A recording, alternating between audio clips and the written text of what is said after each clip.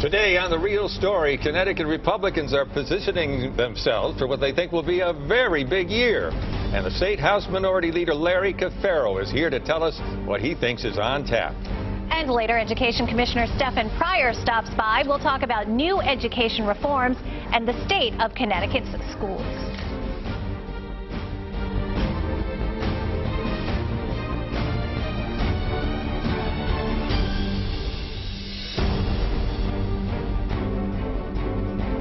Hi, you're watching The Real Story. I'm Lori Perez. And I'm Al Terzi. We just have a few days until the big primary. That is right, and 5 months until the next legislative session, and I know that Republicans are really on the move this summer, keeping busy. House Minority Leader Larry Cafero is here to tell us all about it. Happy summer, Larry. Thank you so much. Happy summer to you. So, Al, I'll let you lead off the conversation. Well, first of all, what do you think about the tone of this primary campaign, both on the Senate side and the congressional side? Well, you know, I've been around long enough to have seen a few in my day, and I don't Where does this rank in terms of intensity, negativity? I think it's right there with all of them. I mean, Yeah. unfortunately, I think it sort of gets worse, and we unfortunately get numb to it, and there's a lot of rancor and a lot of incivility and that kind of thing. So Who's been uncivil? Well, I think both sides, to be fair. But I think there's a lot of people. Uncivil on your side? Well, I don't know about uncivil. A little maybe testy. Uncivil is too strong a word. That's too strong a word. But it's getting contentious, and I'm sure a lot of people are going to be thrilled when the whole thing is over. So we'll see. I know that you have you've backed Andrew Rohrabach. I have. Correct, but yes. you kind of stayed one step away from completely supporting Senator McKinney's call for an inquiry into Chris Donovan's. Well, it wasn't really one step away. As a matter of fact, with due respect to Senator McKinney, it was almost a step ahead because. With that Thursday, I believe, it was about a week ago Thursday, when the indictment came out for, I believe, Josh Nassy, his campaign manager, the information contained in that gave me some pause. It gave a lot of people some pause. This thing had been sort of contained to that roll your own legislation.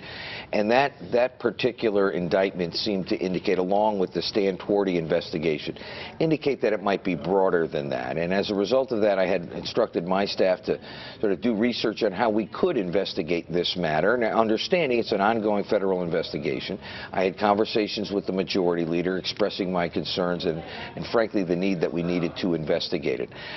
So I agree with Senator McKinney that this should be investigated. How it gets investigated, I think we're still working out, but it's very serious indeed, very troubling. Do you think that if you do some investigation at this point while the federal investigation is going on, are you worried that you'll be stepping on toes or interfering? Or I frankly am worried that it'll accomplish nothing. I mean, let's face it, the various people that we would investigate are currently under federal investigation. I believe they're all lawyered up. You know, we could form all the committees we want, adopt the rules, call the first 3 witnesses. If they don't show, what are we going to do? And frankly, I think that the federal authorities and frankly local law enforcement authorities are in a far better position to investigate, have the resources to investigate, than we are in the legislative branch.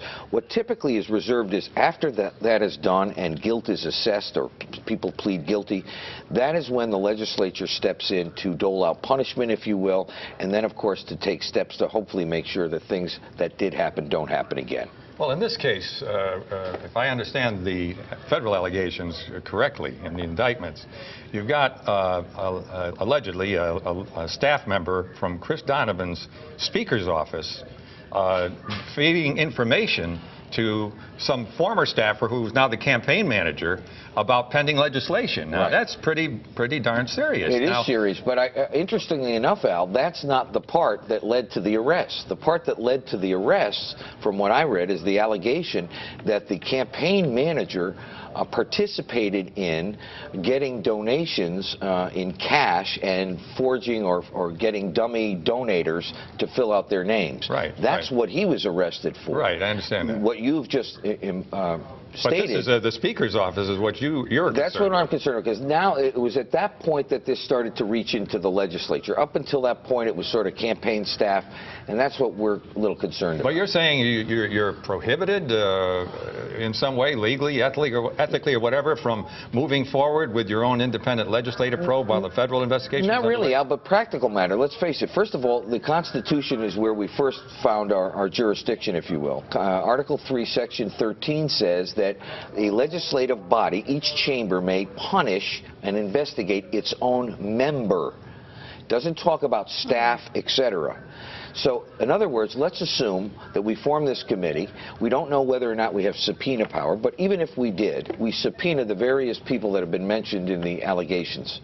They don't come because their lawyer says don't come. Right. Now what do? We look at each other?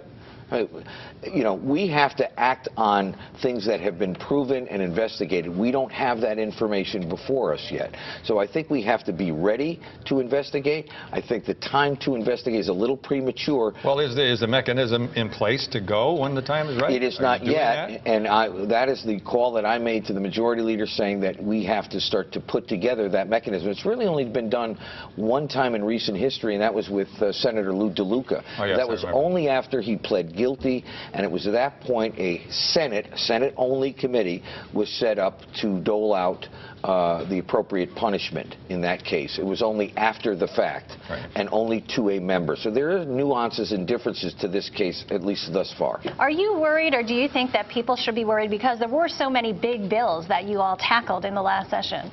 Are you worried that you might find something?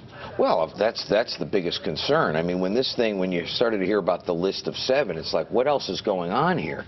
I mean, the whole concept of a bill being called or not being called with the power of one person or one office because of some other selfish motive, that's scary stuff. Mm-hmm. You know, one of the things I discussed with the majority leader was the fact that under our current procedures and rules, if there is a committee of any cognizance that doesn't raise a bill, let's say the chairs don't want a bill raised, we have in our rules a procedure by which a member can petition a bill out by getting significant enough signatures. Right. What we don't have is, if a bill is on this House calendar or say the Senate calendar, and say the Speaker or the President pro tem says, I'm not calling that bill, we don't even have a process or a procedure that at least attempts to do that. In other words, the last time it was tried in 1993, a Republican stood up and said, I want to call a bill. They ruled him out of order, and that was it.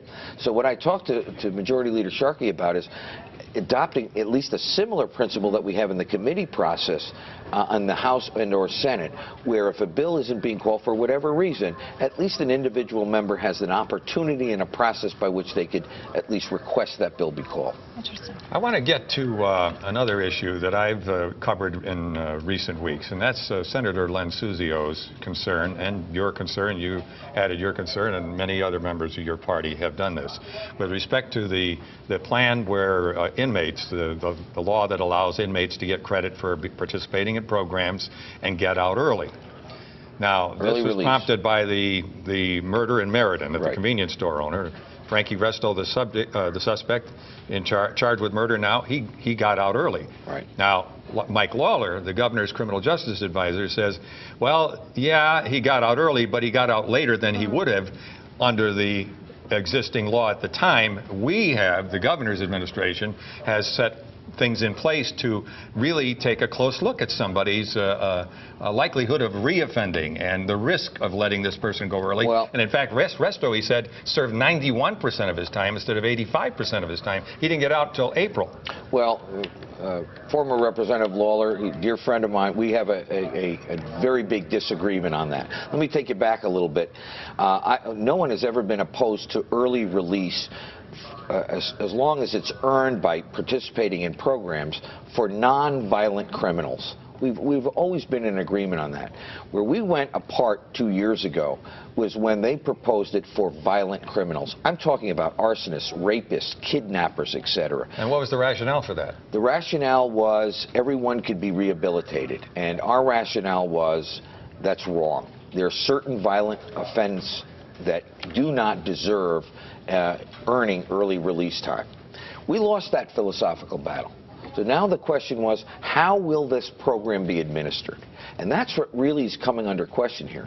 Because in the Resto case, regardless of whether he got out 85%, 91%, et cetera, and by the way, with regard to 85%, that was a floor, not a ceiling.